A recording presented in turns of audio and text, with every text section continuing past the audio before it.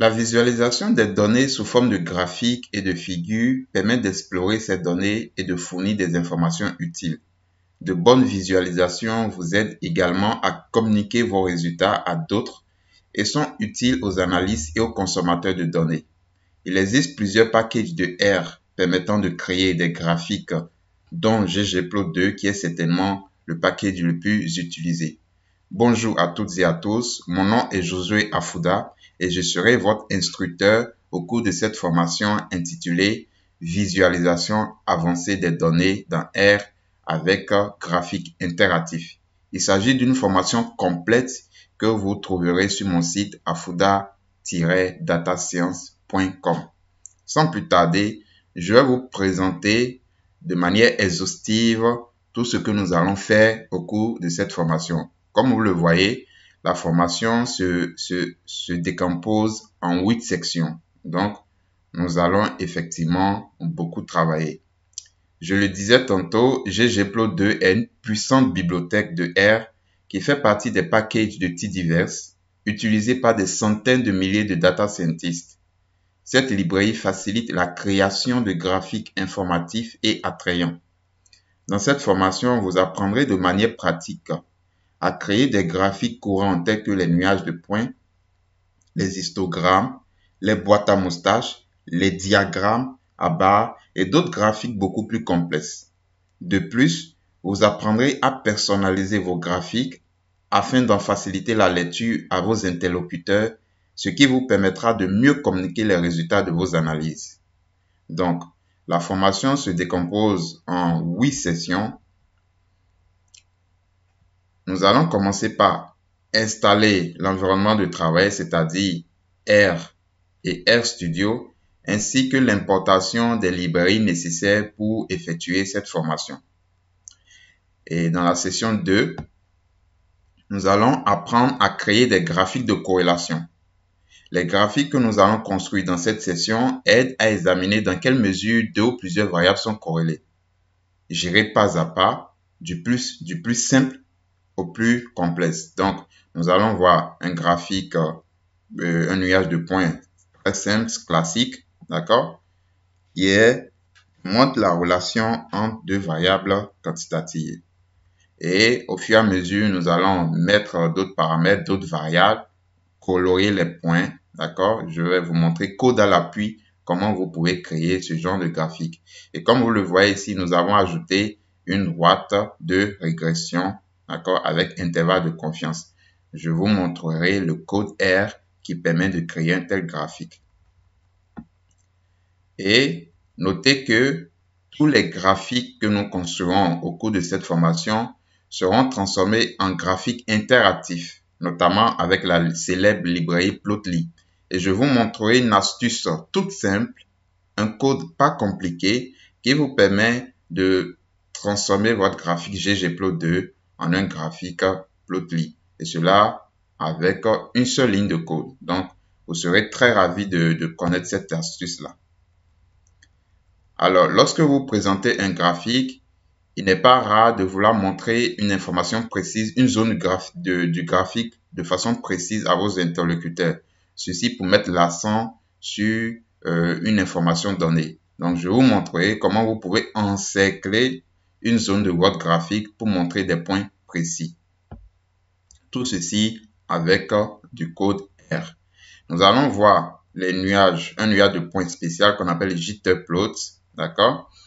Nous allons voir les graphiques de décompte, ce qu'on appelle en anglais les count charts. Et à chaque fois, nous aurons la version interactive du graphique. Donc, interactive, je peux zoomer par exemple. Je peux zoomer, voilà, comme je veux. Nous allons voir les graphiques à bulles, ce qu'on appelle les bubble plots. D'accord? Un histogramme marginal qui vous permet de tracer l'histogramme, un nuage de points avec peut-être une droite de régression, d'accord, et vous avez aussi l'histogramme de chacune des variables. Donc, histogramme ici, j'ai l'histogramme de la variable en Y et j'ai l'histogramme ici de la variable en X. Tout ceci avec du code R. Nous allons voir la matrice de corrélation, comment est-ce que vous pouvez la construire. et ainsi que sa version interactive. Regardez ici, étant donné que c'est une version interactive, lorsque je déplace mon curseur, le curseur de la souris, je vois bel et bien des informations très utiles, d'accord? En session 3, nous allons apprendre à créer des graphiques de déviation. Dans cette session, les graphiques que nous construirons serviront à comparer la variation des valeurs entre un petit nombre d'éléments ou catégories par rapport à une référence fixe. Donc, nous verrons les diagrammes à barres divergentes, les diagrammes à barres divergentes un peu plus modernes, d'accord, la version beaucoup plus moderne avec, vous voyez, des points et les valeurs. Je vais vous montrer comment construire cela. Les diagrammes de points divergents, des graphiques en R. Et dans la session 4, nous apprendrons à créer des graphiques de classement. Les graphiques de classement sont appelés ainsi parce qu'ils sont utilisés pour comparer la position ou les performances de plusieurs éléments les uns par rapport aux autres.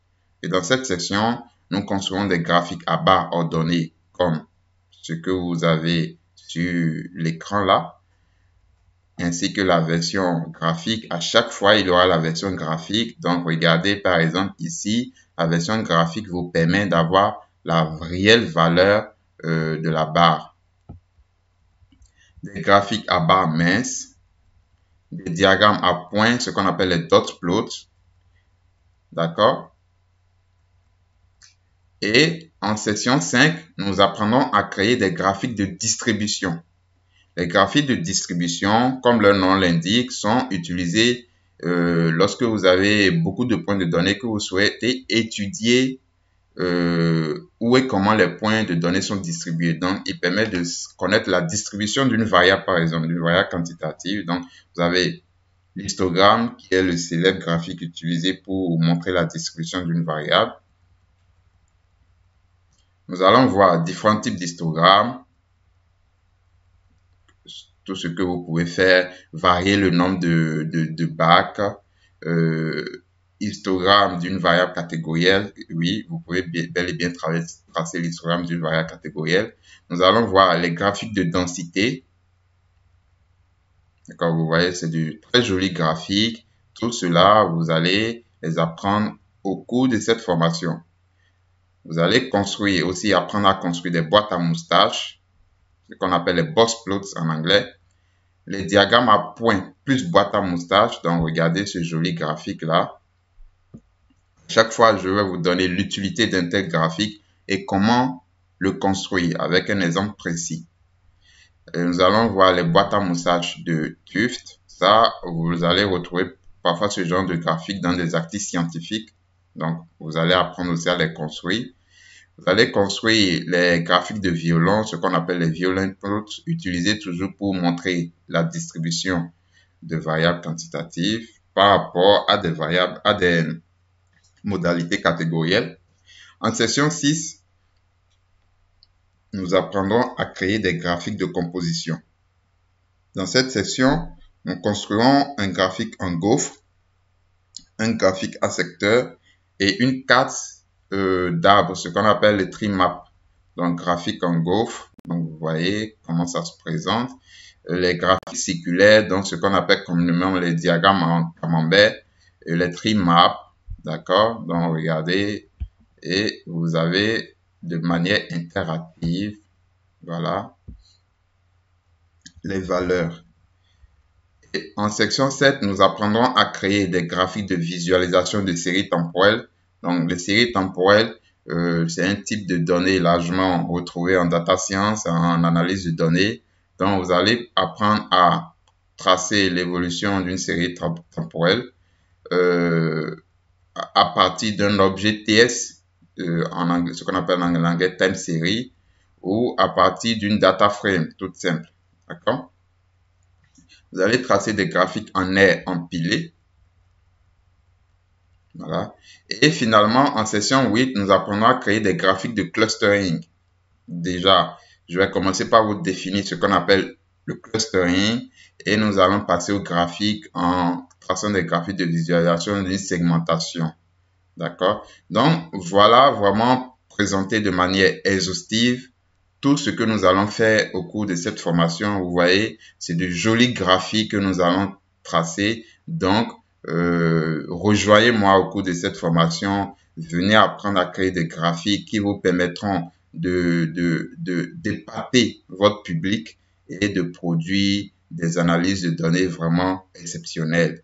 Et je vais finir par vous présenter en conclusion mon dernier livre que j'ai écrit sur le développement web en data science avec AirShiny, sans HTML, CSS, PHP ni JavaScript.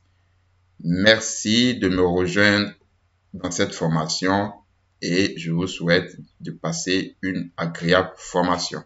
Merci et à bientôt.